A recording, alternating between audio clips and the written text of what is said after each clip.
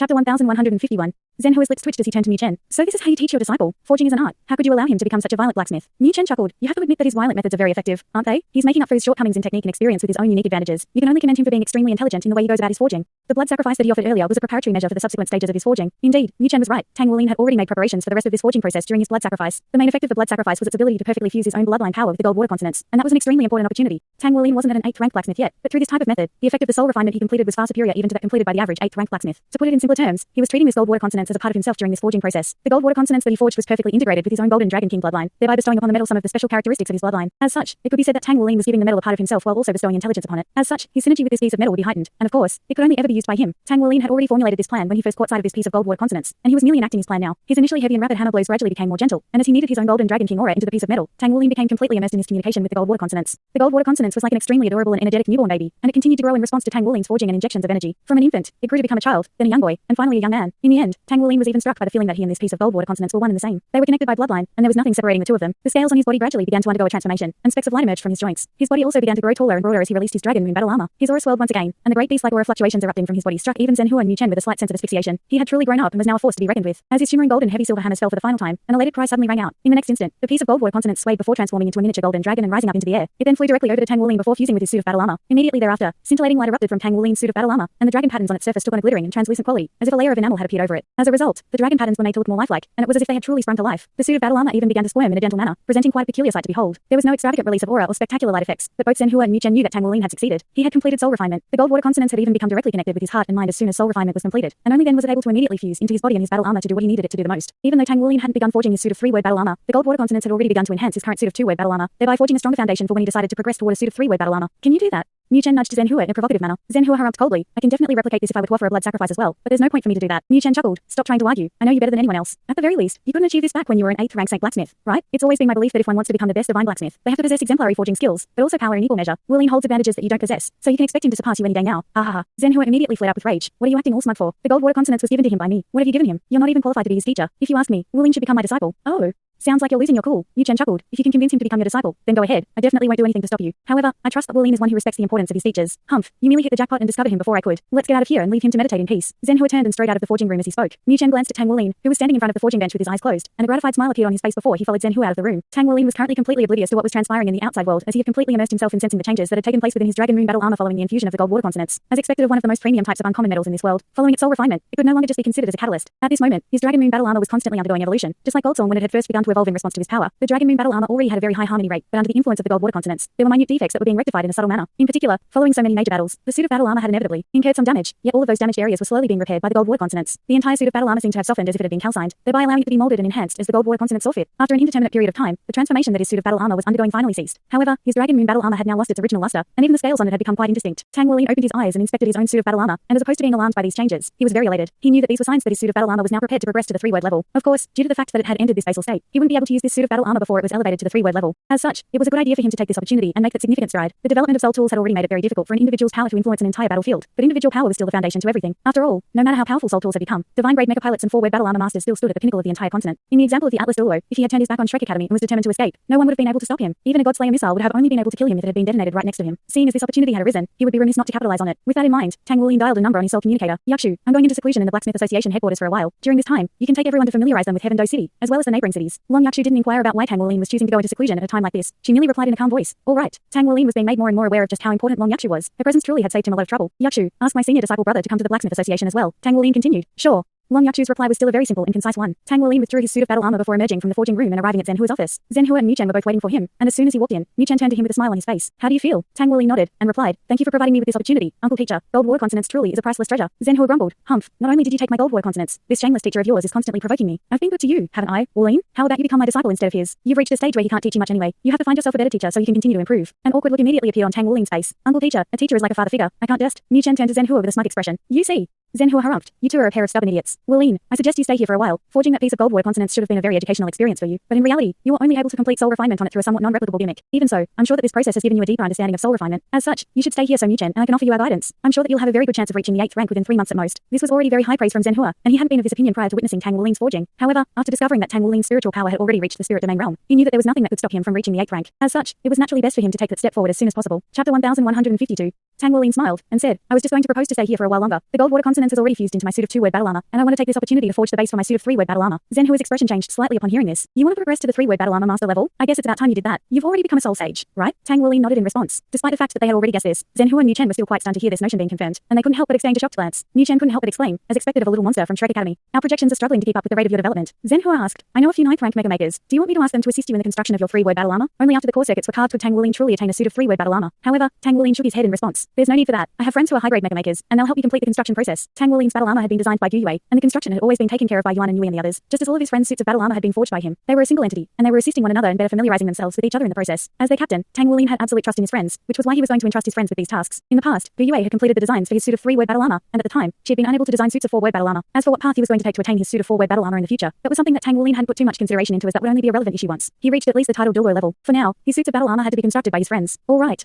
Zhenhua didn't insist on the matter. He was naturally aware that everyone had their go-to mega makers, not just because of familiarity, but also for confidentiality. After all, everyone's suit of battle armor had their own unique characteristics, especially suits of 3-word battle armor, which bestowed upon their wearers domains. Mu Chen encouraged, preparatory work will only speed up the process, so it's a good idea for you to go into seclusion. Tang Wuling asked, Teacher, Uncle Teacher, a senior disciple brother of mine from the body sect is going to be coming here later. Can he stay here to help me? Zhenhua replied, I have no objections as long as you trust him. Is the guy you're talking about that Strength King? Tang Wuling nodded with a smile. Zhenhua and Mu Chen exchanged a knowing smile. They naturally recognized Araheng. After Araheng arrived at the Blacksmith Association, Tang Wuling took him directly to the forging room. Senior disciple brother, I plan to go into seclusion here for a while to complete the foundation for my suit of 3-word battle armor. You still have a suit of 2-word battle armor, right? I can help you forge your suit of 3-word battle armor as well. What's your secondary occupation? Araheng replied, I'm a mecha mechanic, but my skills in that area are pretty ordinary. As you know, I cultivated our body sect's congenital secret method, so I'm constantly being tortured and barely have any time to work on my secondary occupation. Tang Wuling paused momentarily before continuing. What about Sima Jinkai? What's his secondary occupation? He's a mecha maker. Even his own suit of battle armor was constructed by himself. He hasn't attained a suit of 3-word battle armor either. Should we call him over as well? Tang Wuling's heart stirred slightly upon hearing this. Senior disciple brother, do you think he's trustworthy? Araheng replied without any hesitation. For sure. He's practically addicted to fighting, and if it weren't for the fact that you saved our lives, he would have challenged you long ago. I think it's a good idea to get him over here so that the 3 of us can go into seclusion together. I'm sure he'll be extremely grateful to you if you can forge a suit of 3-word battle armor for him. With his powers, he should have upgraded to a suit of 3-word battle armor long ago. If all 3 of us can become 3-word battle armor masters, then we won't have to be afraid of that bear lord guy. The fact that Araheng and Sima Jinkai were able to participate in the Star Battle Net Interfederation competition clearly indicated that neither of them were 3-word battle armor masters. But with their powers, they were well overdue for an upgrade. Even Ma Shan had already become a 3-word battle armor master at this point. All right, that sounds like a good idea. I'll invite Brother Sima over as well, and we can all go into seclusion together. The situation on the continent was currently very unclear, and it was very likely that his cover had been blown in Bright City, so it would not be a bad idea for him to keep a low profile for now. Sima Jinkai's dragon slaying saber and Araheng's congenital secret method were both related to Tang Wuling's cultivation, so it would help all 3 of them if they could go into seclusion and cultivate together. Countless specks of gentle golden light converged before fusing into the 4 pristine white wings, an altar that was as pristine white as jade lay underfoot, and there was nothing in the surrounding area aside from boundless empty space. The dark space was the source of the specks of starlight, which was converging toward the wings as gentle glowing radiance. The owner of the wings had faint golden flames burning all over his body and a head of golden hair. His skin was as translucent and fair as jade, and there seemed to be golden light circulating within his body, giving him the appearance of a regal holy angel. When the final speck of golden light fused into his body, the golden flames around him also slowly receded. A faint sound rang out from his body, and it resembled a delightful holy song. You are the first person in our clan in the past 500 years to have completed the second ritual in their 20s. I have high hopes for you. An almighty voice reverberated throughout the boundless space before finally trailing off into silence. A pillar of dazzling golden light abruptly erupted from the body of the man who was standing on the altar, and the pillar of light seemed to have appeared out of thin air, enveloping his entire body before cleansing his entire being. In the next instant, he suddenly vanished. At the summit of a valley, a woman was seated in silence with her legs crossed, and a longsword was placed over her knees. She was sitting in a completely still manner, making her appear as if she were a stone statue that had become one with her surroundings. Within the valley, there was a waterfall that was several hundred meters tall in the distance. The waterfall plunged into the clear lake within the valley, and relentless rumbling booms were echoing throughout the majestic valley. She slowly opened her eyes, and the waterfall was reflected within her pupils, which also seemed to contain something else. In the next instant, she sprang into action, and a dazzling sword projection was sent hurtling into the distance. The sword projection was constantly expanding as it flew through the air, engulfing her longsword, as well as her body. In the end, the sword projection vanished into nothingness, and she reappeared at the summit of the valley. She was still seated with her legs crossed, and it was as if nothing had happened. Several seconds later, the deafening booms abruptly ceased, and looking from the distance, it could be seen that the massive waterfall had been sliced in half down the center with the 2 halves separated by an extremely smooth and even incision. In the instant that the waterfall parted, a man was revealed beyond it, sitting on a massive rock. He was only wearing a tight-fitting pair of shorts, and despite his chubby body, he struck the onlooker with a sense of prestige and authority. His hands were moving in front of him in a rhythmic manner, and there was a layer of white and purple light flowing around his body. All of a sudden, the white was injected into the purple, and the light around his body also instantly took on a dark purple color that threatened to dominate the onlooker's entire field of view. In the next instant, the chubby figure raised his palms to the sky, and the waterfall that had just begun to descend again was instantly reduced to nothingness as it rushed into the dark purple light. Meanwhile, the purple light swept upward and devoured the entire waterfall. Chapter 1153.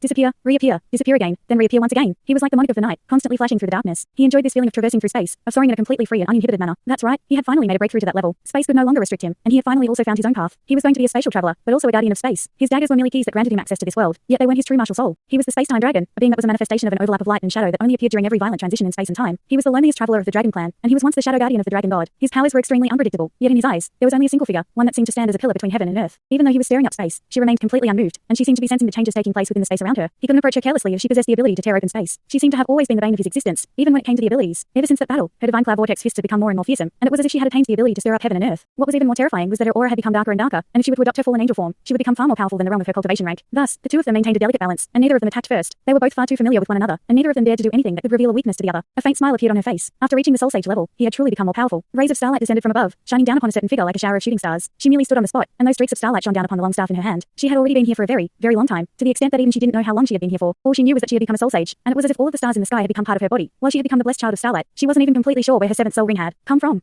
In the instant that she made her breakthrough, she suddenly felt a burst of almighty power descend upon her, immediately following which a strange roar rang out within her mind. An illusionary being with the head of a lion yet a body that was comprised of countless specks of starlight had appeared in her mental world. After it fused with her body, it silently vanished, and even she was unable to summon it. However, something deep in her mind told her that the being had entered a state of hibernation within her body. The starlight was extremely captivating, and every single streak of it abided by the paramount laws of heaven and earth. It was as if the stargazing platform had been tailor-made for her, and the glorious starlight was constantly elevating her body and soul to higher levels. Her staff had also undergone a transformation, which was still ongoing. It no longer resembled a substantial staff, and instead, it appeared to have been manifested from starlight. It could take on any length or form, and it was as if it had become a part of her body. Even she herself had become a star. This doesn't make sense. Arahang sat on the ground with a slightly haunted look in his eyes, and murmured to himself, "This doesn't make sense. This doesn't make sense. This doesn't make sense." Lub-dub, lub-dub, lub-dub. A powerful heartbeat could be heard not far away from him. Arahang turned to Tang Wuling, who was sitting beside him, and a dejected look appeared on his face as he continued. "This doesn't make sense. This doesn't make sense." He could still clearly recall that when he had first begun instructing Tang Wuling to cultivate the body sex congenital secret method, he had told him that the most difficult part of the secret method to cultivate was the first part, which involved body refinement. The congenital body refinement method essentially completely tore one's body apart before reconstructing it according to the ideal configuration. Not only did countless types of spirit medicines have to be used to facilitate this process, the subject had to possess peerless willpower to be able to endure everything. Tang Wuling told him that he would give it a try, and so he did. 3 days later, he told Arahang that he had succeeded and seemed to have already completed body refinement. Arahang was naturally skeptical, so Tang Wuling showed him the fruits of the past 3 days of his cultivation. Listening to the violent heartbeat that could set the listener's bloodline alight, Arahang felt as if he had returned to the instant where he had emerged from this living hell. After countless years of torment, he had finally refined his body to the required degree, thereby completing the most important and most painful step of the congenital secret method. Countless body sex predecessors of his had fallen at this step, yet his junior disciple brother had achieved this monumental feat in just 3 days. How was this possible? It didn't make sense. It made no sense at all. There's nothing implausible about this. You should just resign yourself to the truth, Sima Jinkai said with a look of floating pleasure on his face. In reality, he wasn't feeling much better than Arahang. He had always thought that his dragon-slaying saber was the most powerful tool martial soul in this world, all the way until he encountered Tang Wuling's golden dragon spear. During these past 3 days, he had fought Tang Wuling on countless occasions, and he finally realized the truth. His dragon-slaying saber and Tang Wuling's golden dragon spear were both divine weapons, but the golden dragon spear was only Tang Wuling's weapon, while the dragon-slaying saber was his martial soul. Furthermore, there was a hierarchy even among divine weapons, and relatively speaking, his dragon-slaying saber was like a whetstone for the golden dragon spear that sharpened with each and every clash. His dragon-slaying saber also benefited from these clashes, but why was he always struck by the urge to bow to Tang Wuling in subordination at the conclusions of their battles? No matter how much he hated to admit it, he knew that his dragon-slaying saber was pledging its subordination to the golden dragon spear. Tang Wuling was currently completely immersed in sensing the congenital secret method, and it had to be said that this really was an extraordinary cultivation method. In essence, the congenital secret method involved guiding the power of heaven and earth to perforate through one's body, cleansing and reforming them in the process. This 3-step process was known as body refinement, and it essentially entailed using the power of heaven and earth to remold one's body and forge a golden body. As such, one could only imagine how painful this process would be. Tang Wuling didn't have that many spirit items from the body sect for him to use, but what he did have was the bloodline power of the golden dragon king. After absorbing the golden dragon king essence contained within the 11th seal, his cumulative bloodline power had already far exceeded the energy that could be produced from all of the spirit items that the body sect had gathered during the past century. As such, when he truly began to cultivate this congenital secret method, he was able to essentially use the golden dragon king's body to experience the paramount laws of heaven and earth, thereby allowing him to be cleansed by the power of heavens and earth to attain a more powerful body. Body refinement consisted of 4 stages: perforation, cleansing, remolding, and golden body. After completing those 4 stages, one would attain a third awakening of their body martial soul, and it had taken Arahang several decades to reach the golden body stage. Among the 4 stages, the most painful one was perforation. Perforation from the power of heaven and earth was the process of essentially completely tearing one's body apart, then putting it back together. The 3 later stages were also extremely painful, but they were at least bearable. Of course, that was also only relative to the first stage. Tang Wuling had completed perforation in just 3 days, and through the secret method of the body sect, he was able to sense the power of heaven and earth to cleanse and remold his own body. In this process, he could even sense that his golden dragon king power had undergone a certain transformation. Every time he broke a golden dragon king seal, he had to endure excruciating pain, and the main reason behind this was that his body was different from that of the golden dragon king. After all, how could a human's body be the same as that of a dragon? However, during the perforation process, he had attained a hint of enlightenment. As a result, he was struck by the indistinct notion that there seemed to be some area of overlap between his human body and the golden dragon king's body. Chapter 1154.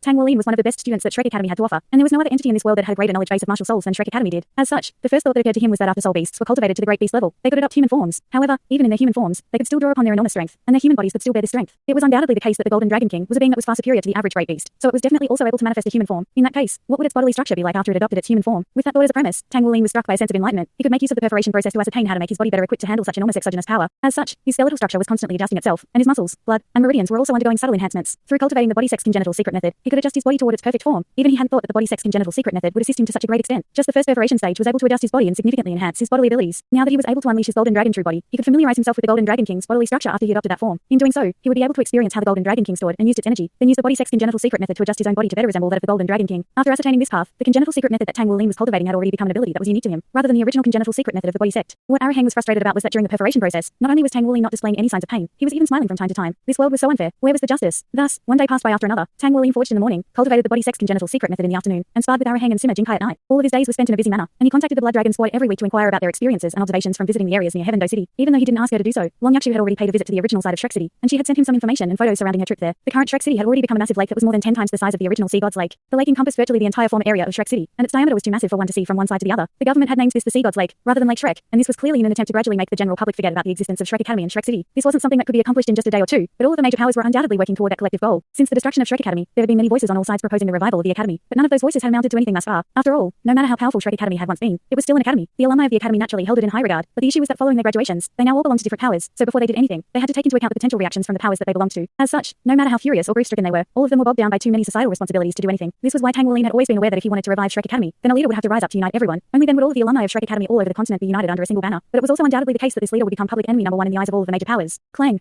A melodious clang rang out, and a burst of crimson light rose up into the air. Golden light flashed and transformed into a giant dragon that lingered and circled around in the air. In the end, it transformed into a piece of armor that settled onto the forging bench in a peaceful manner. This was a molten crimson piece of battle armor with layers of scale on its surface, presenting an antiquated and bold design that was also not lacking in luxury. For some reason, as he had become more powerful and fused more and more of the Golden Dragon King's bloodline, Tang Wuling had become fonder and fonder of lavish things. Perhaps he had been affected by the preferences of dragons, so during his construction of his own suit of three-word battle armor, the outward design was a lot more lavish than it had been in the past. Every single dragon pattern was extremely intricate, and he didn't even need to carve them himself as the gold water consonants could naturally alter the form of the alloys at his behest. Even with the assistance of the gold water consonants, fusing 6 different types of metal into an alloy had still been a very difficult undertaking, and it had taken him 3 whole months to forge the foundational metals. During this time, he had also forged the metals required for Arahang and Sima Jinkai's suits of three-word battle armor. Furthermore, with the uncommon metals provided by the Blacksmith Association, he had been able to further enhance their suits of battle armor. As such, even though both of them had been quite frustrated with their sparring sessions with Tang Wuling, they didn't have any complaints. After all, being able to forge their suits of three-word battle armor with support from the Blacksmith Association headquarters was the best possible outcome that they could have envisioned. Is it ready, junior disciple brother? Arahang had always been very interested in forging, so he was often present to watch Tang Wuling during his forging sessions. Yes, it's finally done. All that's left now is to carve the core circuits. A smile appeared on Tang Wuling's face. It was finally complete. He had forged the foundation for his suit of three-word battle armor, and all that was now required were the finishing touches. Of course, prior to that, he was essentially deprived of his suit of battle armor. It was time he gathered his friends together again. Everyone was due for an upgrade to suits of three-word battle armor, and he had already prepared the metals required for everyone. All that was left was for them to gather together and cooperate to complete their suits of three-word battle armor. Yuan and Yui and the others were going to be responsible for the construction of the suits of battle armor, and he also had something that he had to do. He had always been planning to construct an ideal mecha for himself, and he had already finalized the blueprints, so it was time for him to put his plans into practice. After all, not only was he a battle armor master, he had also become an exceptional mecha pilot. Let's go for another sparring match. There's no way your body is more powerful than mine right after completing perforation. Simo's also raring to go. During the Star Battle Net Interfederation competition, they had both been evenly matched with Tang Wuling or perhaps even slightly superior to him when it came to overall power. However, the rate of Tang Wuling's development had been truly fearsome during the past few months, to the extent that he and Sima Jinkai currently had next to no chance against him on a one-on-one basis. How could they not be frustrated by this? However, through battling one another, all three of them were reaping significant benefits, both in terms of accumulating practical combat experience, as well as in assessing their own abilities. Arahang had already become a titled Douluo, so his powers had been drastically enhanced, and even though Sima Jinkai hadn't made that breakthrough yet, he was rapidly building up a strong foundation, and his dragon-slaying saber had become vastly more powerful under the stimulus of Tang Wuling's golden dragon spear. On top of that, it had already been confirmed that he did indeed have a soul fusion skill with Tang Wuling. No matter how disgruntled Sima Jinkai was by this notion, he had no choice but to accept it. There was a huge underground drill ground beneath the Blacksmith Association building, and it was used to test various types of weapons, primarily battle armor. Zhenhua had already given Tang Wuling the highest level of access to the drill ground, and the protective facilities here were far superior to those in the Star Battle Net. The drill ground here could withstand clashes between titled Douluos, but of course, that was also limited to those that were below the three-word battle armor master level. When Tang Wuling and Arahang arrived at the drill ground, Sima Jinkai was already there, and he was sitting with his legs crossed in a corner with his dragon-slaying saber resting over his knees. There were 8 soul rings pulsating around his body and releasing a faint light. As soon as he sensed Tang Wuling and Arahang's arrival, he opened his eyes and cast his gaze toward them. All of a sudden, he let loose a loud roar. Tang Wuling, take this. Immediately thereafter, his aura suddenly swelled explosively before forming a massive black dragon behind him. The black dragon was extremely menacing, and its crimson eyes were filled with ferocity. The dragon was only around 10 meters in length, but its sheer presence made it feel as if it were over 100 meters long. Rich darkness elemental fluctuations surged over the entire drill ground, and even the surrounding area had dimmed significantly. Right at this moment, the dragon-slaying saber that was resting over Sima Jinkai's knees suddenly let loose a buzzing sound before rising up into the air. It was unknown which of his soul rings had lit up, but the giant black dragon suddenly let loose a wail of anguish before surging into the dragon-slaying saber in a frenzy. The dragon-slaying saber remained the same size, but the saber projection that resembled inky black mist instantly began to swell, as if it were threatening to part heaven and earth. His saber intent manifested into a saber soul, and it was as if the dragon-slaying saber had sprung to life. The saber projection flashed, and it dragged a shimmering gash that was over 100 meters through the air before slashing directly toward Tang Wuling. Meanwhile, Arahang had already leapt into the distance, and the events that were currently unfolding had been repeated countless times during the past 3 months. Chapter 155.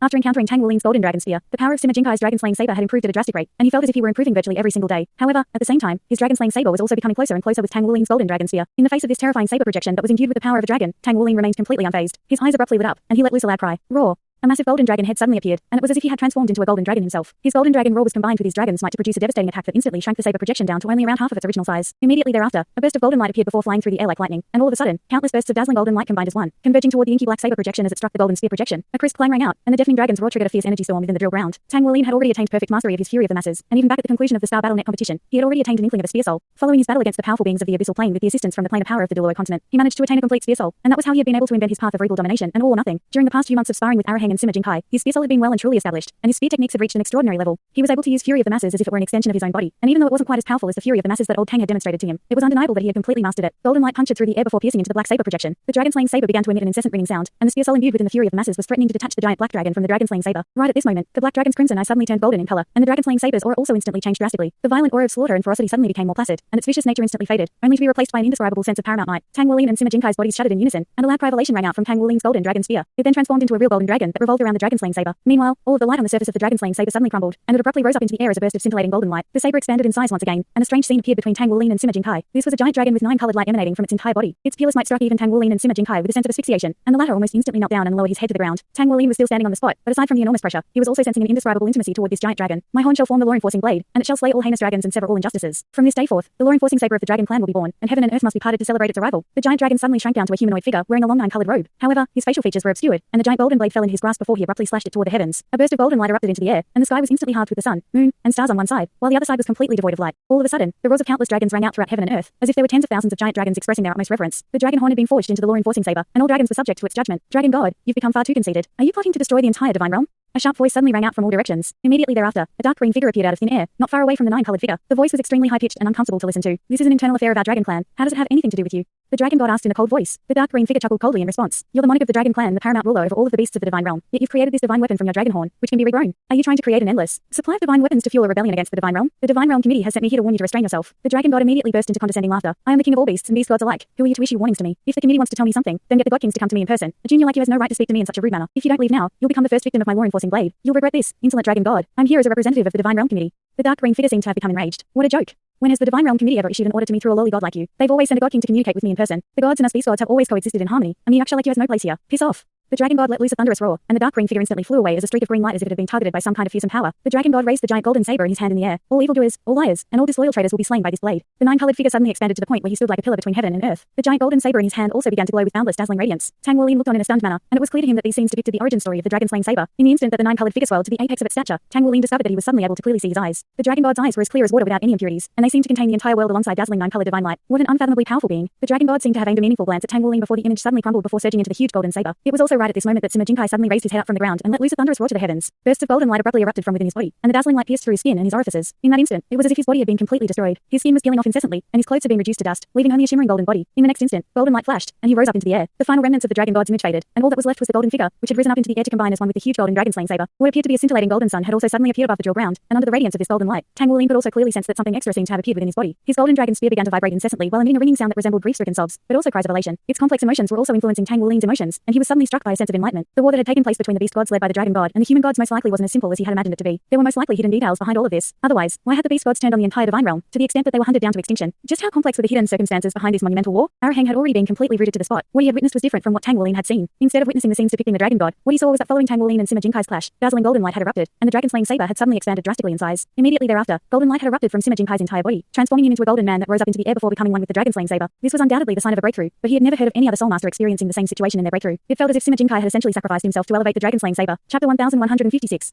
Tang Wuolin was also feeling different somehow. His connection with the dragon-slaying saber had clearly grown stronger, but he couldn't tell exactly what had resulted in this. All that he could deduce was that the dragon-slaying saber seemed to have already become a part of him. The golden light lingered in the air for a full 10 minutes before the dragon patterns on the surface of the massive dragon-slaying saber finally began to fade. It then plummeted from above as a streak of golden light before plunging itself into the ground. The golden light receded, and the dragon-slaying saber walked slightly before returning to its human form. As soon as this humanoid figure appeared, both Tang Wuolin and Arahang's pupils contracted drastically. Was this really still Sima Jinkai? He was tall and imposing, and he seemed to have become the core of the entire heaven and earth. Compared to the past Sima Jinkai, this new version of him seemed to have become over 10 years younger and returned to his early 30s. His tan skin was shimmering with faint golden light, and his long golden hair was trailing down both sides of his face. His facial features looked as if they had been carved out of marble, and his pupils had also become vertical. His muscles were filled with an artistic and graceful sense of power, and his aura was more concealed, rather than sharp as a blade as it had once been before. 9 soul rings rose up from beneath his feet before revolving around his body, and the most eye-catching one among them was his ninth soul ring. This was a golden soul ring, and all of his 8 other soul rings completely paled into insignificance, as if they were mere accessories to that ninth soul ring. Holy crap, you became more handsome. Sima, what happened? What kind of breakthrough was that? Arahang exclaimed in a slightly envious manner. Sima Jinkai didn't offer any reply. His eyes were fixed on Tang Wuolin, and there were complex emotions flashing within them. Only after several seconds had passed did he stride over to Tang Wuolin before falling to one knee in a respectful manner. Master. Tang Wuolin was given a fright by this and hurriedly sidestepped his respectful gesture. What are you doing, brother Sima? Sima Jinkai was an extremely proud person, so why was he suddenly referring to Tang Wuolin as master? Sima Jinkai explained in a respectful voice. There's no need to be alarmed, master. I was only born into this world by your hands, so I owe my life to you. From this day forth, I will be your law-enforcing saber, and you can use me to sever all injustice, disloyalty, evil, and vanity in this world. Tang Wuolin was feeling rather perplexed, but he could sense that this seemed to have something to do with the scenes that he had just witnessed earlier. Sima Jinkai definitely wouldn't refer to him as master for no reason, and it was quite clear that he had now progressed to the title Douluo level. Furthermore, with his powers, he was definitely one of the most powerful title Douluos on the entire continent. Even with Tang Wuolin's confidence in his own abilities, he could sense that he most likely wasn't a match for Sima Jinkai anymore. You're calling my junior disciple brother master, so you should call me master's senior disciple brother from now on. Arahang jibed with a sly smile. Sima Jinkai rose to his feet and shot a glance at him. Piss off. Fuck, you think you're a top SHT now that you've made a breakthrough? Are you looking down on me? Let me see what you're like now that you're a title Douluo. Arahang chortled as he threw a fist at Sima Jinkai. The two of them were used to fighting one another, and neither of them were willing to concede to the other. Ever since Arahang had progressed to the title Douluo level, he had consistently been able to best Sima Jinkai. Now that Sima Jinkai had also progressed to the title Douluo level, he was naturally extremely eager for a fight. Sima Jinkai suddenly ducked down before ramming his shoulder toward Arahang. In the instant that Arahang's fist struck his shoulder, Arahang was struck by the strange feeling that he had punched the edge of a blade rather than a human being. The power of his congenital secret method erupted forth, and his fist abruptly expanded in size. Following a resounding boom, the two of them quickly separated before rapidly rushing back. They appeared to be evenly matched. Nice. Again. Arahang was extremely enthused, and he abruptly took a deep breath, following which his body instantly began to expand. With the span of just a few breaths, he had already reached over 10 meters in height. A metallic sheen glinted from his large bald head, and 9 soul rings appeared around his body. A powerful rumbling heartbeat rang out, and he immediately activated his martial soul's second awakening. Golden light flashed from Sima Jinkai's vertical pupils, and he strode forward as the projections of 9 giant dragons shimmered behind him. A massive golden saber appeared out of thin air, and it was over 5 times larger than the original dragon-slaying saber. He grabbed onto the hilt of the huge saber before slashing it through the air, and a violent boom erupted as Arahang was sent flying with golden light flashing all over his body. In contrast, Sima Jinkai's body merely swayed slightly, and he only had to take a couple of steps back before he steadied himself. Again. Arahang roared, and in the next instant, his body hurtled through the air like a cannonball. At this point, Tang Wuling had already retreated off to the side and was appraising this clash with a contemplative look on his face. After reaching the tidal Douluo level, Sima Jinkai had become far more powerful than he had been in the past. Sima Jinkai was older than both him and Arahang, and he looked older than his age. Yet following this breakthrough, not only did he look significantly younger than before, his entire disposition had also completely changed. In particular, there seemed to be a hint of an aura that was akin to that of the dragon god within his body, and this was quite a strange feeling for Tang Wuling. Through this aura, he could clearly sense that he and Sima Jinkai had a certain bloodline connection, as if he were a part of his body, but this sense of closeness wasn't what he normally expected to feel toward another person. Instead, it resembled the connection that he had with his golden dragon spear. Why was that the case? This was a rather peculiar feeling, but it definitely truly existed. Sima Jinkai's dragon-slaying saber was too powerful, and his saber soul had clearly already reached an extraordinary level of power. Even in direct clashes, Arahang was now at a slight disadvantage against him. However, Arahang also had his own unique strengths. With the power of the body sex congenital secret method, he possessed a near indestructible body that was always able to self-regenerate at an extraordinary rate, thereby allowing him to sustain a high level of combat prowess over an extended period of time. Sima Jinkai sent Arahang flying over and over again with his dragon-slaying saber, only for Arahang to rush back every single time, and in terms of overall powers, the two of them appeared to be quite evenly matched. Of course, this was under the premise that neither of them had used their more powerful soul skills. What Tang Wuling was quite curious about was what ability that Golden Knight's soul ring of Sima Jinkai possessed. He had once heard that golden soul rings were supposed to be million-year-old soul rings. Sima Jinkai clearly hadn't obtained this soul ring from killing any soul beasts, and it seemed to have been bestowed upon him by his dragon-slaying saber. In that case, how powerful was this soul ring? If it really were a million-year-old soul ring, then its corresponding soul skill would most likely be very difficult for Arahang to withstand. Tang Wuling also really wanted to see what kind of ability this golden soul ring possessed. The two of them had been engaging in back and forth exchanges for a while now, but Sima Jinkai had barely used any of his soul skills, and he certainly hadn't touched that final soul skill. Alright, let's leave it here for now. You really have become more powerful. I'll finally have a suitable opponent now. Haha, junior disciple brother, it won't be that easy for you to defeat us now. Arahang disengaged himself from the battle, having thoroughly enjoyed himself. A suitable opponent was quite rare for him, so he was more than happy to see Sima Jinkai improve. Sima Jinkai also withdrew his dragon-slaying saber, but he wore a slightly brooding look on his face as if he were contemplating something, and he didn't seem to be fully present. Brother Sima, I have something that I want to speak to you about in private, Tang Wuling said. It was quite clear that Arahang hadn't witnessed the scenes depicting the dragon god. Otherwise, with his personality, there was no way that he wouldn't be asking questions. Seeing as only he and Sima Jinkai had witnessed those scenes, this was naturally something that they had to discuss. Sima Jinkai had clearly sensed something after fusing with the dragon-slaying saber at the end, and that had to be why his attitude toward Tang Wuling had shifted so drastically. Tang Wuling was quite curious about what he had experienced. Alright, Sima Jinkai agreed. Oi, what's going on between you two? You haven't turned gay for Sima just because he became more handsome, did you? Ha ha ha. Sima Jinkai immediately turned toward him with an enraged expression. Shut your stupid mouth. No one misses your voice. Arahang chortled. Alright, I was just trying to cheer you up, you gloomy bastard. I'm going now. You two can have some quality time alone with each other. Arahang appeared to be quite tone-deaf and oblivious most of the time, but he was actually quite thoughtful on the inside. Thus, he departed without asking any further questions, leaving only Tang Wuling and Sima Jinkai on the drill ground. Brother Sima, you saw the dragon god just then as well, right? Why are you referring to me as your master? Tang Wuling asked. Sima Jinkai clearly had a complex look in his eyes as he cast his gaze toward Tang Wuling, then heaved a faint sigh. Chapter 1157. That's because you were always my master to begin with. A wry smile appeared on his face as he spoke. Tang Wuling faltered slightly upon hearing this. I still don't really understand. I don't understand. Either. Sima Jinkai shook his head and sighed. I had always thought that I had been blessed by the heavens to have attained such a powerful martial soul as the dragon-slaying saber, and that's allowed me to embark on a meteoric rise in the soul master world. However, I have a secret. I've never actually fused with a single soul spirit before, and every single one of my soul rings automatically appeared after I made my breakthroughs. I had always been perplexed about this, but now, I finally figured out why. Complex emotions appeared in his eyes as he spoke. It's because I'm not a human at all. Ha!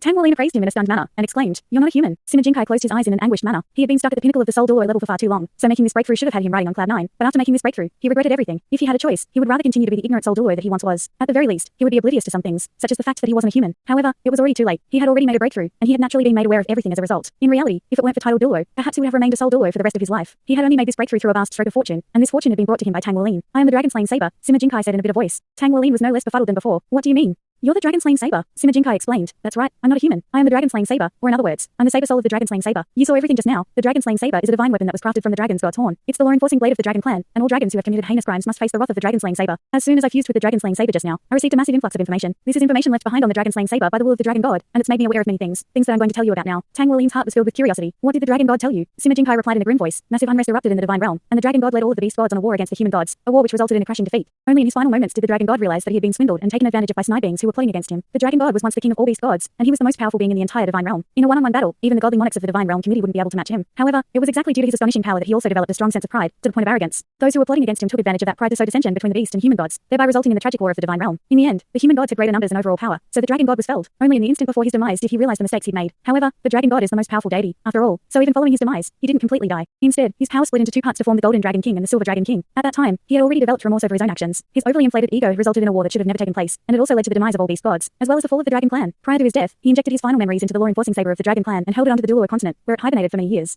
The power of the saber then began to awaken when the aura of the dragon god appeared on this continent, and it took on the form of an orphan, which was me. Many thoughts appeared in Tang Wuling's mind upon hearing this. Could it be that he was the source of the dragon god's aura in this world? Sima Jinkai continued. I was adopted by my foster parents and awakened my dragon-slaying saber martial soul at 6 years of age. I had innate full soul power, so I quickly received a lot of attention, and my cultivation journey progressed extremely smoothly. With my powerful dragon-slaying saber martial soul, I was able to brush aside all obstacles. Everyone else required soul spirits to attain soul skill, but I didn't need that. As soon as I made a breakthrough, my soul skill would automatically manifest itself, and that has always been my greatest advantage. However, after reaching rank 89 in soul power, I wasn't able to continue to progress no matter what I did. At that time, I had already joined the Southern Legion, and I was constantly looking for sparring partners to try and improve myself through battle. As a result, result, my practical combat abilities did indeed improve, but my cultivation rank remained stagnant all the way until I met you. Even though Sima Jinkai's story was extremely far-fetched, Tang Wuling still believed him. He possessed the Golden Dragon King bloodline, so why wouldn't it be possible for Sima Jinkai to be a manifestation of the dragon-slaying saber? I finally made a breakthrough today, but I truly regret it. Only after making this breakthrough did I realize that I'm nothing more than the saber soul of the dragon clan's law-enforcing saber. It was your dragon god aura that allowed me to make this breakthrough and attain all of this dormant knowledge. So you are my master, and I am your law-enforcing blade. Sima Jinkai heaved a long sigh at the conclusion of his story, and he was feeling very dejected. He was nothing more than a dragon horn, just like how Tang Wuling's golden dragon spear was a rib of the golden dragon king. They were both divine weapons, but he had attained intelligence and taken on human form. He had already grown accustomed to his identity as a human, and he wanted nothing more than to continue to be a human. However, he knew that this was no longer possible. He wasn't a human anymore. He was only a saber soul, and he was a saber soul with a master. I don't know what to say, Brother Sima, but what I have to tell you is that I also have many unresolved mysteries. Seeing as you've been so honest and forthright with me, there's nothing for me to hide, Tang Wuling said in a genuine manner. From the lessons taught to him by the old demons on the demonic island, he was well aware of how he should treat different types of people. Sima Jinkai had just made a long-awaited breakthrough, but the shocking revelation that he was merely the saber soul of the dragon-slaying saber had completely floored him. And if he were allowed to wallow in his despair, it was very likely that he would fall into depression. Tang Wuling was able to empathize with Sima Jinkai's current emotional state, just as Sima Jinkai's fate had been entirely dictated by the dragon-slaying saber. His fate had also been extremely closely connected to his Golden Dragon King bloodline. Without his Golden Dragon King bloodline, he wouldn't be where he was today, and he wouldn't have his current level of power. However, at the same time, his Golden Dragon King bloodline had also given him far too many responsibilities and placed him in many perilous situations. Sima Jinkai raised his head to appraise Tang Wuling with a perplexed expression. He was also quite curious toward Tang Wuling. Could it be that this guy really was the reincarnation of the dragon god? Tang Wuling seemed to have gleaned his thoughts, and he shook his head as he said, "Firstly, I'm not the dragon god, nor am I the dragon god incarnate. The dragon god most likely really is already dead, and I've even seen his remains in the past." Tang Wuling couldn't help but recall everything he had witnessed within the Dragon Valley at the mention of this topic. The dragon god's body had vanished in the end, but he was sure that the dragon tomb was the dragon god's final resting place.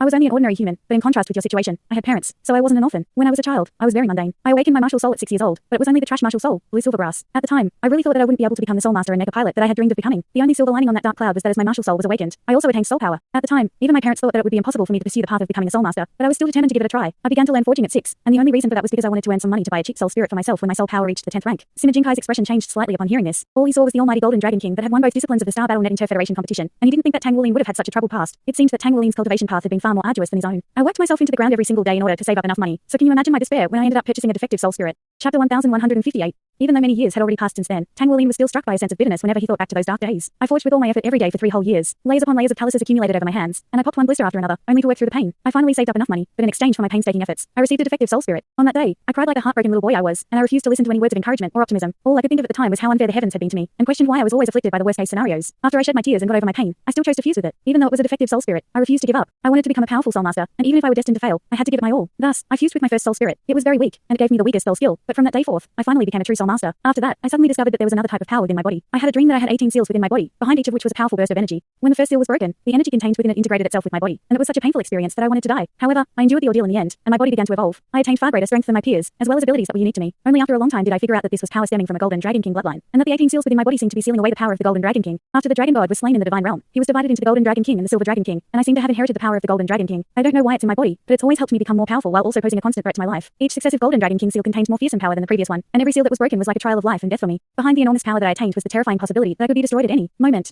I was constantly facing the threat of death, and even now, there are still many layers of seals that I haven't broken. The threat that these seals pose to me will only continue to grow, and perhaps it'll be too much for me to bear and I'll explode someday. All of us have given up so much to become who we are today, and we all have problems that we must face. So what if you're the saber soul of the dragon-slaying saber? How does that make you different from a human? You still possess the body of a human, and you're still cultivating like a human. At the very least, you don't have a ticking time bomb within your body like I do. We are companions tied together by our connection to the dragon god, not some kind of master and subordinate relationship. Hence, don't call me master from now on. I'm not your master. I'm simply another beneficiary to the dragon god's power. Seeing as we've both been blessed by so much power, we should make good use of it and do what we want to do. As long as we're not turning our backs on this world and our own morals, does it really matter where our powers came from? Tang Wuling was looking directly into Sima Jinkai's eyes as he delivered this speech, and all of his words were filled with the most genuine emotions. Sima Jinkai's expression gradually changed as he listened to these words, and he also developed a better understanding of Tang Wuling. It had to be said that Tang Wuling had experienced far more hardships than he had, but both of them had already made it to this point. What excuse did they have to not continue onward? I was too weak and became overwhelmed by this new information. Sima Jinkai sighed. You're right, no matter where our powers stem from, we're humans as long as we continue to regard ourselves as humans. All we have to do is continue to pursue our goals. However, I can't not refer to you as my master. The dragon-slaying saber is a law-enforcing saber, so it's of utmost importance that I uphold a sense of internal justice. If I refuse to respect even the power of the dragon god that gave rise to me, then my powers will be severely debilitated, and I could even perish from my internal conflict. Tang Wuling was quite stunned to hear this. Is that true? You're not trying to fool me, are you, Brother Sima? Sima Jinkai chuckled. Why are you so hung up over a verbal title, Master? In any case, I've already gotten over my irrational sense of despair. At the very least, I've become a title Douluo, and it's time to think of a good Douluo title for myself. I can't just emulate that shameless bastard and call myself Body Douluo. He's not even the master of the body sect yet. Haven't you also cultivated the body sect's congenital secret method? Tang Wuling couldn't help but burst into laughter. The position of the body sect master is reserved for my senior disciple brother alone, and he's the only person who's cultivated the congenital secret method to its pinnacle, so he's worthy of the title of Body Douluo. What do you plan to call yourself, Brother Sima? Sima Jinkai thought about this for a moment before replying. What do you think of Saber God Douluo? Tang Wuling's lips twitched upon hearing this. He had just denounced Arahang for being shameless, but his Douluo title was even more shameless. How could he refer to himself as Saber God? Sima Jinkai chuckled. I know you think I'm being conceited, but during my breakthrough just now, I attained a slight sense of the power of the Saber God, and only then was I made aware of the fact that there was something that lay above my Saber soul. That's an ability that will lay out a path for me to become a deity, and if I master it, I'll possess the power required to cross over to the godly domain. It's a pity that the divine realm no longer exists. Otherwise, I could become the first person to ascend in 10,000 years. Ha ha ha. Tang Wuolin was suddenly regretting spilling his guts to Sima Jinkai. Sima Jinkai was clearly far more resilient than he had expected, and even if he hadn't tried to comfort him, he would have most likely been able to recover from his depression quite quickly.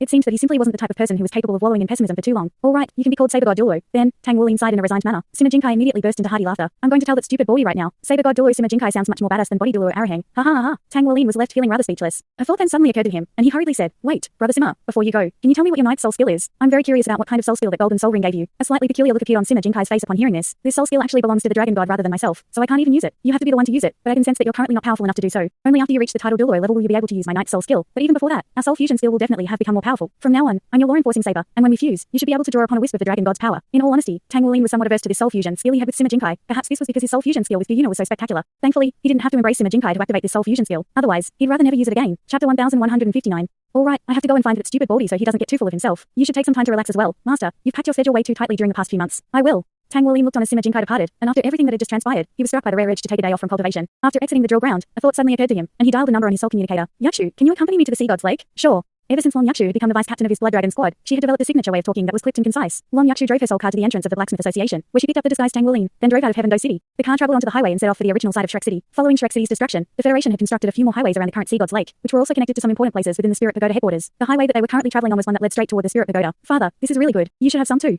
It does taste really good. Father, do I look good in this? Gyuna's voice echoed in Tang Wuolin's mind, and from a distance, he could already see the majestic headquarters of the Spirit Pagoda. He was immediately struck by a strong impulsive urge to travel there and seek out Gyuna. Following his conversation with Sima Jinkai, he had developed a clearer understanding of the Dragon God, as well as the subsequent Golden Dragon King and Silver Dragon King. What did it entail that he and Gyuna were able to unleash the Dragon God transformation together? He possessed the powers and physical abilities of the Golden Dragon King, while Gyuna possessed the power to control all types of elements, an ability that she had retained even after she became Gyuna. Furthermore, Nai's weapon of choice was the Silver Dragon Spear. All of this clearly indicated that Gyuna was somehow related to the Silver Dragon King. So why was it that she was trying to distance herself from him, even though they had clearly both inherited a part of the Dragon God's power? Was the Spirit Pagoda really that powerful? Alternatively, could it be that she was simply reluctant to give up her lofty status at the Spirit Pagoda? No, Gyuna wasn't that type of person. She had to have her reasons. But why wasn't she willing to share those reasons with him? No matter what she was facing, they should be facing it together. He was doing his best to become more powerful, so no matter what obstacles stood before her, they should be facing them together. A pained look flashed past his face, but it was unable to escape Long Yakshu's detection. In reality, she could tell that something had been weighing on Tang Wuolin ever since the battle in the abyssal passageway, so something had to have happened between him and her. However, as a smart woman, she didn't ask any questions and merely stayed by his side. She made no attempt to try and force her way into his heart during his lover's absence, but she firmly believed that time would do its due diligence. All of a sudden, Tang Wuolin's body shuddered, and he reflexively sat up straighter as his hands balled up into tight fists. A terrifying aura akin to that of a primordial beast erupted from his body, and Long Yakshu's face paled in the face of this fearsome aura. Was he already this powerful? Tang Wuolin was looking out the window intently at the boundless lake in the distance. The water was extremely blue, and the lake looked like a gigantic boundless sapphire. It was extremely large, just as Shrek City had once been, and it had curved edges. There was no one maintaining it, and there were no plants growing on the shore, but it was still so beautiful, yet also extremely hollow and empty. What was the largest city on the entire continent had once stood here, and within that city was the #1 academy on the continent. Those titles had not changed throughout the past 20,000 years, but now, all that was left was this enormous lake. This was known as the Sea God's Lake, but was it really still the Sea God's Lake without the Sea God's Island? Without Shrek Academy's presence, it was nothing more than a lake, no matter how clear it was. Long Yakshu adjusted her own aura and exited the highway before driving her soul car over to the shore of the lake. There were no plants to be seen on the shore, and it presented a rather bleak sight to behold. The water of the lake was very, very beautiful, but it was sorely lacking in vitality. Tang Wuolin felt as if he could hear the sound of past Shrek Academy disciples sparring with one another, and see the antiquated buildings that comprised Shrek Academy once again. Tears began to flow down his face in an uncontrollable manner. It had been around a year since he was last here, and Shrek City was already completely unrecognizable. He didn't even dare to think back to the city during its heyday. All of its past beauty and grandeur had been reduced to this lifeless lake, and 20,000 years of heritage had vanished in a single night. As a past student of Shrek Academy and the current leader of Shrek's 7 monsters, one could imagine the grief and pain in Tang Wuolin's heart. He abruptly stepped forward before leaping high up into the air directly toward the Sea God's Lake. Long Yakshu was given a massive fright upon seeing this, and she hurriedly yelled, "No!" However, it was already too late. Tang Wuolin plunged into the icy cold water amid a loud splash, and as soon as he did so, he could immediately sense that the water elements here had become extremely rich. Aside from that, all elements of other attributes had become a lot more sparse. Within his sensory scope, he could see that the Sea God's Lake was extremely vast, and that the water was absolutely pristine, but there were some strange energy fluctuations within the lake. These energy fluctuations surged toward Tang Wuolin's body, and even though they weren't powerful enough to threaten him, he could clearly sense that they were malicious. Was this the radiation left behind by the Godslayer missile? Tang Wuolin didn't know how the Godslayer missiles had been constructed, but he knew that weapons of that caliber definitely had more fierce and destructive power than just the initial explosion. The Federation had severely depleted its resources and only managed to construct 3 of these Godslayer missiles, so one could only imagine just how much resources had been expended to construct even a single one of these missiles. Tang Wuolin couldn't sense any signs of life within the entire Sea God's Lake, and only then did he realize that the bombing had left the Sea God's Lake with an inherent problem. The remnants of the radiation from the Godslayer missile had spread through the entire lake, making it impossible for any life forms to exist here. Tang Wuolin's body was naturally impervious to radiation of this level, but there was no end to this radiation, and it was constantly trying to invade his body, so he had no choice but to activate his own soul power to keep it at bay. He continued to swim downward, and the deeper he went, the stronger the radiation became, to the extent that Tang Wuolin was eventually forced to release a layer of faint golden light to ward off the radiation. This was most likely one of the reasons why the Federation was unwilling to rebuild Shrek City. Even though this place hadn't been cordoned off as a restricted area, no life forms could exist in the lake, so there was nothing anyone could do. Even just living by the shore of the Sea God's Lake would most likely result in one falling ill over time. Tang Wuolin had always known that he would face many obstacles in his quest to rebuild Shrek City, but he didn't anticipate something like this to be the most direct issue. If he wanted to rebuild Shrek City on its original site, then the first thing that he had to address was this radiation. Just as he was sensing the radiation and about to make a further investigation, panicked emotional fluctuations suddenly appeared in his spiritual world. He twisted around in an agile manner before quickly swimming toward the surface of the lake, and he quickly discovered who the panicked individual was. Long Yakshu was currently flailing violently in the Sea God's Lake, and even though she was quite powerful in her own right, she was in a blind panic after falling into the water. Tang Wuolin quickly swam over to behind her, then hoisted her out of the water with his hands under her armpits. "What are you doing? Are you committing suicide?" Tang Wuolin asked in a resigned manner. "You bastard. You're the one who's committing suicide." Long Yakshu gasped as she gulped down air. As someone who was drowning just a moment ago, her body was desperate to get more air into her lungs. A peculiar look appeared on Tang Wulin's face. Did you think that I was jumping into the lake to kill myself? Long Yakshu countered, weren't you? You suddenly started crying, then jumped into the lake. Isn't that committing suicide? Tang Wulin was rather speechless to hear this. What happened to your IQ? I'm a 7-ring soul sage. I can hardly drown myself even if I wanted to. What are you doing jumping down after me? And why were you flailing around like you were drowning? Were you trying to attract my attention? Chapter 1160.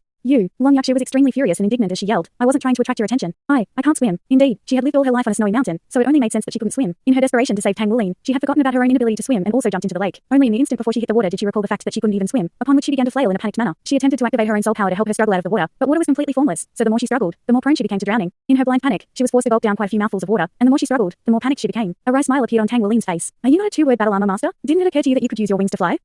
Long Yakshu was left rather stumped. Indeed, she could have flown out of the water. Your IQ was quite concerning. Tang Wulin sighed in a resigned manner as he flew out the water with Long Yakshu in tow, then landed on the shore. Long Yakshu was currently completely soaked, and her clothes clung tightly to her body, revealing the full extent of her beautiful curves. She was immediately very embarrassed by this, and exclaimed, "Don't look at me. Turn around." Tang Wulin could only do as he was told in a resigned manner before pondering the situation surrounding the Sea God's Lake. If he wanted to gather all of Shrek Academy's supporters to rebuild the academy, then this would be the ideal place to facilitate the rebuild. After all, this was the only place that gave everyone a sense of belonging. However, Shrek City had now been reduced to this massive lake, so it would be impossible to rebuild everything on the original site. As such, everything could only be rebuilt on the shore of the lake, even if the costs required weren't taken into account for now. Just this radiation-filled Sea God's Lake alone posed a massive headache. If he couldn't resolve this issue, then all of the surrounding sources of water would also be corrupted by the radiation. Without a sufficient supply of water, how was he supposed to rebuild Shrek City? With that in mind, a thought occurred to Tang Wulin, and pink light flashed from his body, following which a figure emerged beside him. It was none other than the beautiful silk tulip. Brother Luo. Tang Wulin turned toward the beautiful silk tulip. The beautiful silk tulip mused, I can sense the problem that you're facing, and it's indeed quite a troublesome one. The radiation in this lake is extremely strong, and it seems to only be stronger the deeper you go. This was left behind by the explosion that had taken place, and I don't know what this Godslayer missile that you're thinking of is, but it's definitely something extremely fearsome. The radiation here most likely won't completely fade even after 1,000 years, and if you want to make this place inhabitable, it's imperative that you take care of the radiation here first. Tang Wulin asked, Brother Luo, do you know of any way to take care of this radiation energy? Will your universal antidote ability work on this radiation? The beautiful silk tulip shook his head in response. I'm afraid not. My ability can only remove toxins and poison, but this radiation is a type of energy that's extremely negative and filled with destructive power. It's beyond the scope of my abilities. However, there's someone else who's extremely well equipped to handle this situation. Oh. Tang Wulin's eyes immediately lit up as he asked, who is it? A faint smile appeared on the beautiful silk tulip's face. Why look elsewhere when the answer is right before your eyes? Are you talking about me? Tang Wulin pointed at himself as he appraised the beautiful silk tulip with an incredulous expression. No matter how he thought about it, he couldn't figure out how he was supposed to be able to address this problem. The beautiful silk tulip explained, of course it's not you, but the key lies with you. Think about it. What being is most proficient at addressing environmental issues on this continent? Tang Wulin was extremely intelligent, and he immediately gleaned the implications being raised. You're talking about the seed of life? Indeed, the seed of life was the source of all life on the Douluo continent. If anything could resolve the issues plaguing this place, then it had to be the seed of life. It had shown itself to have been capable of turning an entire snowy mountain green, and the Sea God's Lake was its former home anyway, so why couldn't it better the environment here? With that in mind, Tang Wulin activated his spiritual power and attempted to communicate with the seed of life within his body. It had to be said that having immense spiritual power really was very helpful in all areas, and he quickly detected the aura of the seed of life. A faintly shimmering green symbol began to appear on his forehead, and his 7 soul rings also emerged, following which the 5th greenish golden soul ring began to glow. After absorbing the planar seeds of 3 abyssal emperors, the seed of life had clearly become a lot more powerful than before. The 5th soul ring lit up, and rich life force energy instantly began to emanate from Tang Wulin's body. Even the embarrassed Long Yakshu couldn't help but turn her attention toward him. She had been soaked by the water of the Sea God's Lake, and her body wasn't anywhere near as powerful as Tang Wulin's, so she had been somewhat affected by the radiation. She was using her soul power to keep the effects of the radiation at bay, but she was still in some discomfort. However, as soon as Tang Wulin began to release that life force energy, her entire body was struck by a sense of comfort. She felt as if her vitality had completely flourished, and she was struck by the urge to fold herself into his arms. Tang Wulin silently attempted to communicate with the seed of life, and a peculiar look soon appeared on his face. Did the seed of life respond? The beautiful silk tulip asked. Tang Wulin nodded in response. You were right. The seed of life can combat the issue here. However, in order to nullify the enormous amount of destructive power here, it requires just as much life force energy. The destructive power of the 2 Godslayer missiles is far too potent, and it certainly won't be easy to nullify it. Hence, the seed of life requires more life force energy. Furthermore, its essential foundation lies here, so it's willing to take root and grow here. How can we provide it with the life force energy that it needs? As a plant system soul beast, the beautiful silk tulip was naturally well aware of what caliber of life form the seed of life was, and as such, he knew that the life force energy it required definitely couldn't be provided by just any life form. A wry smile appeared on Tang Wulin's face. The only ways I can think of are to kill more abyssal emperors or find some other places on the continent where life force energy is extremely abundant. For example, the life crystal in the central circle of the Great Star Dou Forest should suffice, but that's not a place that we can access. The beautiful silk tulip's expression changed slightly upon hearing this. Neither the abyssal plane nor the core circle of the Great Star Dou Forest were places that they could enter, as both places were just as dangerous. In particular, the Holy Lord of the abyssal plane was extremely wary of Tang Wulin, and if he were to venture into that plane, he would essentially be asking to be killed. After all, the Holy Lord was the ruler of the entire abyssal plane. As for the core circle of the Great Star Dou Forest, that was clearly not a viable option, either. It was said that the few remaining great beasts in the world were situated there, and even with the current state of human soul technology, they had still managed to avoid being killed or captured by the spirit pagoda. Just that alone was sufficient testament to their powers. They were most definitely far more powerful than plant system great beasts like the beautiful silk tulip, and if he were to encroach upon their territory, he would be killed for sure. It was said that the gold-eyed black dragon king, which was referred to as a beast god, was currently hibernating in the core circle of the Great Star Dou Forest. It was exactly due to the existence of this fearsome near million-year-old soul beast that the soul beasts of the Great Star Dou Forest hadn't been hunted into extinction. What should we do now? The beautiful silk tulip asked. Thanks so much for watching this video. Don't forget to hit the like button and subscribe. Also leave a comment down below with suggestions on what novels to read.